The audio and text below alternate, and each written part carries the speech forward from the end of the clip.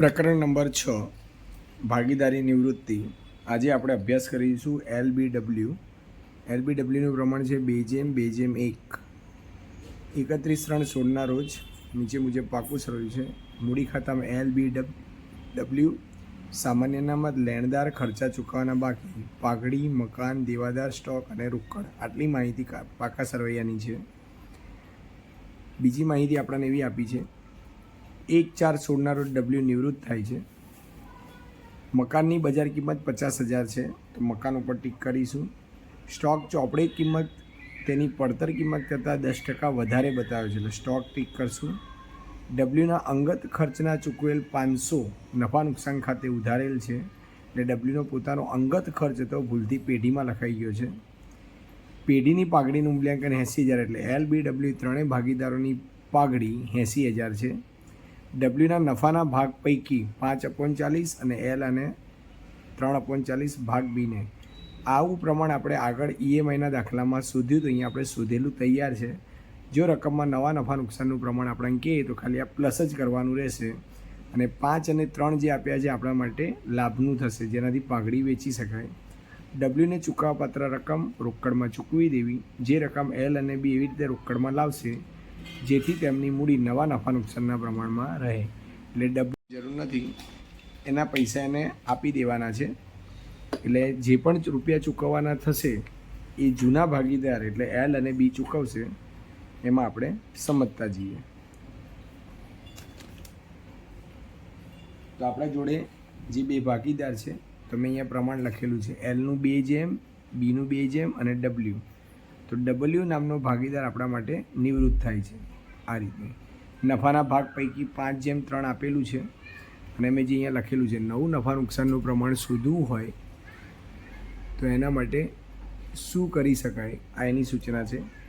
તો આપણે શોધી દઈએ. Lનું જૂનું પ્રમાણ આપણને આપ્યું છે 2/5.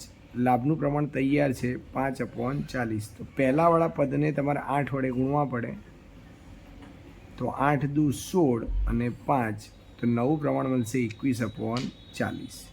બીજાનું પણ 2/5 છે, પણ લાભનું પ્રમાણ 3/40, એટલે પહેલાંની જેમ આને પણ 8 વડે ગુણતા 16 3 19, એટલે 19/40.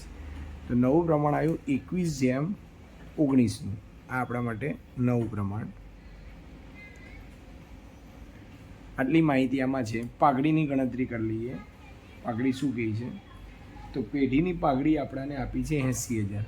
તો આપણે એવું લખી શકીએ ડબલ્યુને ચૂકવવાની પાઘડી, તો 80,000 ગુણ્યા 1/5, તો ડબલ્યુને પાઘડી પેટે 16,000 આપવાના થશે. એ 16,000 રૂપિયા આપણે 5/3 આના પ્રમાણમાં આપી શકીએ. તો 16,000 ગુણ્યા 5 અષ્ટમાંશ અને 3 અષ્ટમાંશ, તો આ આપશે 10,000 અને આ આપશે 6,000. આ રીતે પાઘડીની રકમ આપી શકાય. ત્યાર પછી એક હવાલો સ્ટોકનો પણ છે, એ પણ સમજી લઈએ સાથે. સ્ટોક તો આપણા જોડે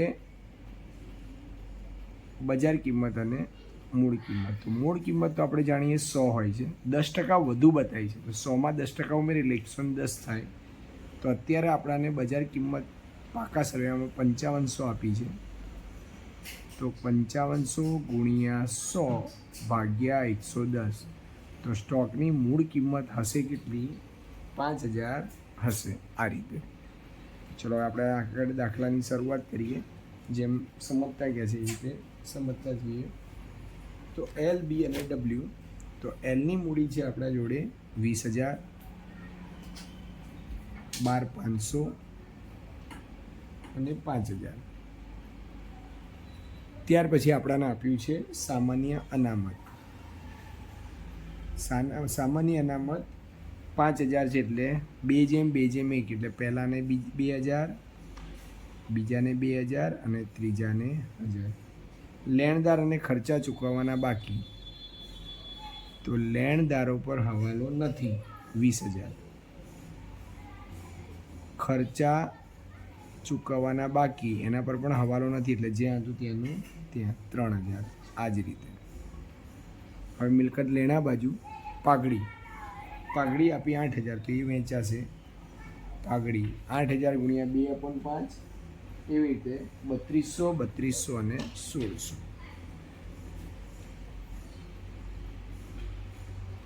ત્યારબાદ આપ્યું છે મકાન. તો મકાનમાં આપણે હમણાં જ કીધું એ રીતે મકાન છે 37,000, બજાર કિંમત થઈ 50,000. એટલે આપણે જોઈ શકીએ કે મકાનની કિંમતમાં થયો વધારો, 13,000 વધ્યા. ને અહીંયા જે પણ પ્લસ થાય એ આવે. અહીંયા મકાન ખાતે 13,000. દેવાદાર, તો દેવાદાર પર કોઈ પણ જાતનો હવાલો નથી, તો એ પણ 13,000. સ્ટોક હમણાં આપણે સમજ્યા એ રીતે જૂની કિંમત આપી છે 5500, ગણતરી કરીને આપણે શોધ્યા 5,000, એટલે સ્ટોકમાં થયો ઘટાડો 500 રૂપિયા. તો ઘટે તો સ્ટોક આવે આ બાજુ 500 રૂપિયા. રોકડ અહીંયા આવશે 2,000. આ એના મુખ્ય મુદ્દા હતા.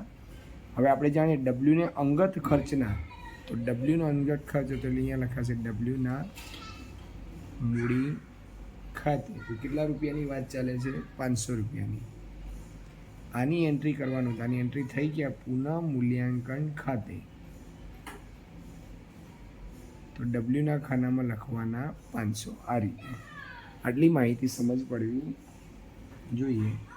હવે ડબલ્યુને આપવાના છે 16,000. તો પહેલો ભાગીદાર 10 હાલશે, બીજો 6 હાલશે. એલના મૂડી ખાતે, બીના મૂડી ખાતે. જેને આપે એના ખાતામાંથી ઓછા 10 અને 6 અહીંયા આપ્યા ડબલ્યુના મૂડી ખાતે. આ રીતે હવે મહત્ત્વનું બધું કામ પતી ગયું.